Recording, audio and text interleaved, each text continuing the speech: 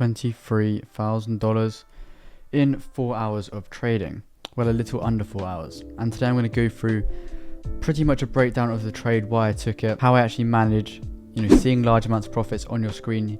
Let's say you're not really used to trading with large amounts of money, or you don't have large amounts of money. If you're actually trading maybe a funded account, or you're just making a lot of profit, it can definitely affect you. So I'm going to go through kind of my thought process when I'm in these trades, when certain things are happening in the markets too, because one bullish or one bearish candle can definitely affect whether you close the trade early, or it can basically affect how you manage your trade. So I'm going to go through that in this video too. If I show you on my MT4 on my PC as well, you guys can see that on that day we had the sell and we made $23,300 profit.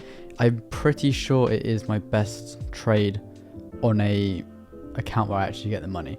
Obviously you have trades on challenge accounts, which obviously doesn't really count because you don't actually keep the money, but this is actually on an FTMO funded account, which I'll show you guys later. Obviously it says demo because FTMO funded accounts, even the funded stage is a demo account, but you get to keep the profits, obviously, well 80% of the profits anyway.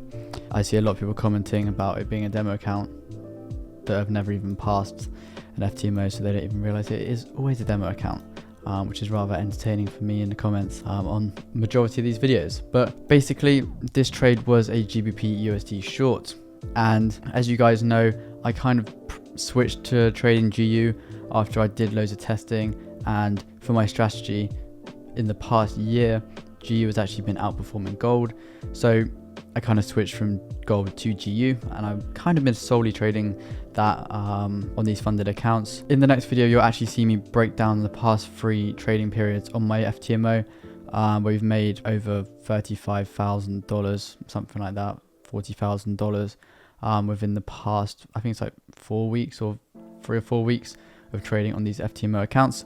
So obviously they give you a new account after each payout, so you can kind of trade a fresh account. It's not like others like E8 where you just trade the same account and just continue trading it. Slightly different with FTMO. So let's put the replay tool on, and I'm going to talk to you about how I kind of got into this trade. So we can obviously see that during December, pretty much, we had a lot of consolidation, and it was rather tricky to actually get into many trades. I probably only took 3 trades in the whole of December, and I took 3 trades in December. I had 3 winning trades, and I made a total of, I think it was around $20,000 trading in December. 3 trades, $20,000, 3 wins. I mean, what else would you want from December? Obviously more profit, but like, that's very, very good going.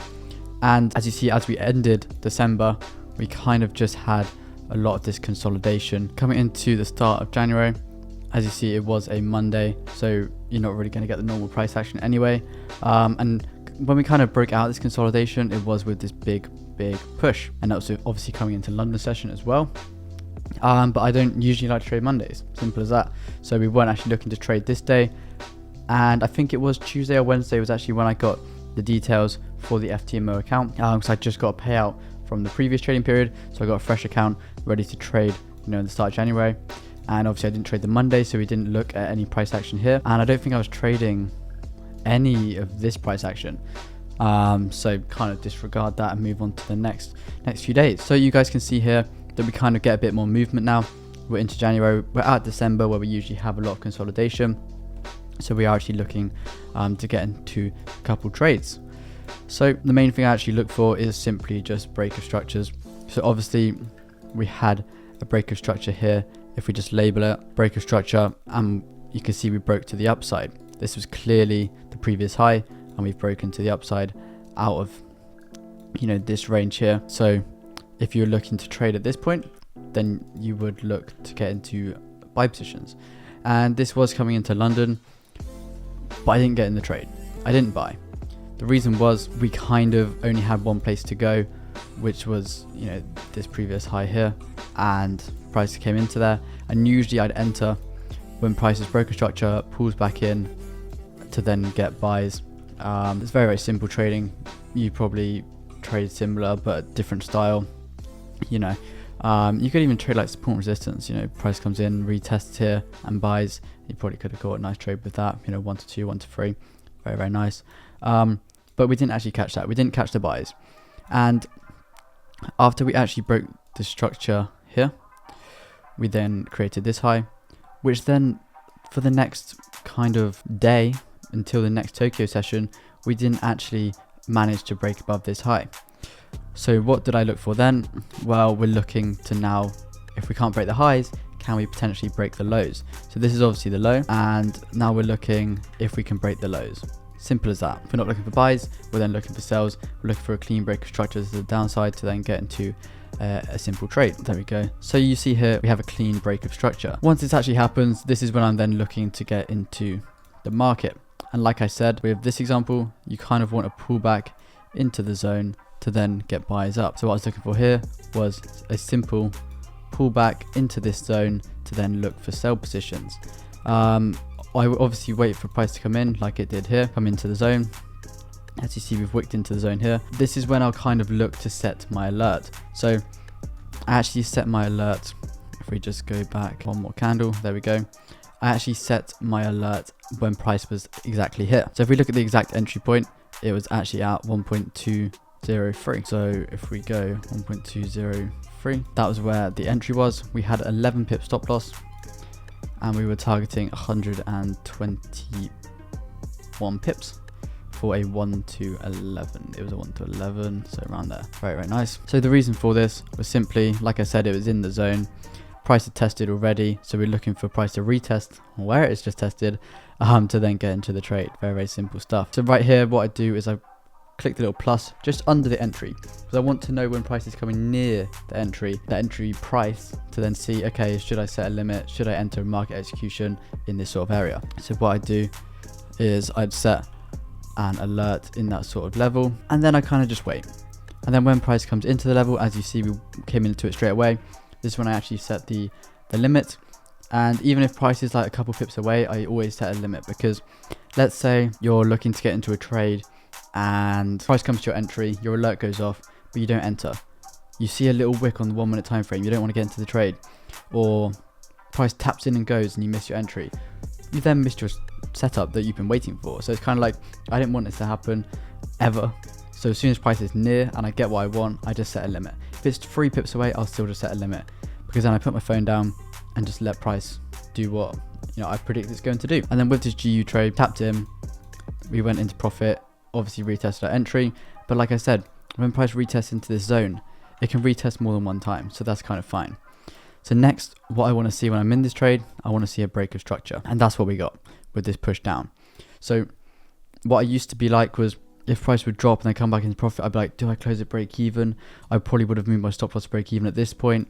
And it's kind of like, you're just missing out on profits. You're not really letting your trade run. You're entering here. Why can price not retest there again? You got your stop loss above the wick for a reason. If price hasn't gone above that wick, the trade is still valid. So just let the trade run. Then obviously, like I said, when you get a break of structure, you get a retest, and then we retested in and then absolutely plummeted down. So this is where you're kind of like, okay, this is nice. You're seeing the profits in the account. It's probably up around 9-10k at this point. And then you just have to trust your analysis and then take profit there for a 1 to 11 or $23,000. So when you're in these trades with these large amounts of money, close your MT4. Simple as that. I know people say, oh, how are you going to manage your trade? Where you can, if you really need to, you can watch it on TradingView. Set alerts at certain points. So what I do is I set an alert if it's near my TP. So that I can look on my phone, okay, we're nearing TP, and we watch it hit TP or something like that. Or let's say if now price breaks above and comes back into this area, you don't want to be in the trade any longer because price has reached a certain point on the left. Obviously always base your trading from what's happened before on the left, and don't just close out because you've never seen 10 grand before. So just close and make 10 grand profit. I could have closed at 10 grand after a profit split. I get 8,000 for 4 hours of trading. I think it was a bit less actually. It's probably like 3.5 hours. Very, very good going. So it's kind of like your TP is there for a reason, your stop loss is there for a reason. Hold to either one of those. Simple as that.